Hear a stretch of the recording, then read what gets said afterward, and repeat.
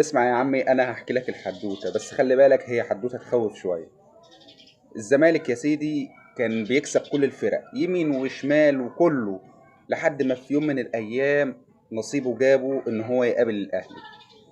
فالمهم الاهلي كان جاي له يا عيني مدبوح، بيخسر من طوب الارض ومركز ثالث في الدوري وخسران من بيراميدز 3-0.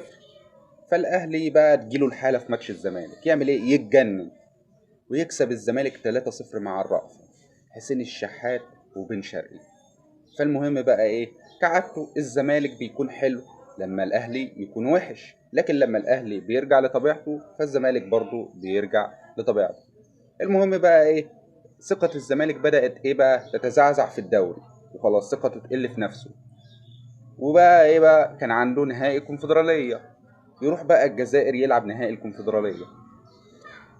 فيجي يلعب الماتش كله كويس وتمام التمام ومستحوذ على الكورة، ويروح يحط هدف في آخر دقيقة. فبقى ايه بقى؟ يبدأ السيناريو الأغرب والحدوتة اللي تخوف. الهدف يتلغي، هدف الزمالك يتلغي، ويرجعوا للفار يلاقوا ان الزمالك عليه ضربة جزاء. فالآية تتقلب بقى ويتسجل فيهم جول من ضربة جزاء، ويرجعوا مغلوبين 1-0. فبقى ايه؟ في هنا كمالة حدوتة. بس برضو خلي بالك ان في الاول كانت اول مسمار في نعشهم من الاهلي. يرجعوا هنا يحشدوا الجماهير في استاد القاهرة، استاد الرعب، 60,000 متفرج، والزمالك هياخد الكونفدرالية من هنا من القاهرة. فيكون القدر بهم رحيما بقى ايه؟ ياخدوا ضربة جزاء عشان ما يقعدوش طول الماتش مضغوطين، ياخدوا ضربة جزاء من الدقيقة التانية ويسجلوها بالفعل. لكن بقى ايه بقى؟ كل حاجة تتغير.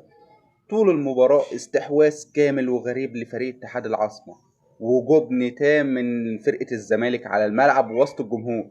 ما يعملوش اي حاجة، هم عايزين ضربات الجزاء، عايزين يروحوا لضربات الجزاء. وبالفعل يروحوا لضربات الجزاء، يفكروها زيها زي غيرها.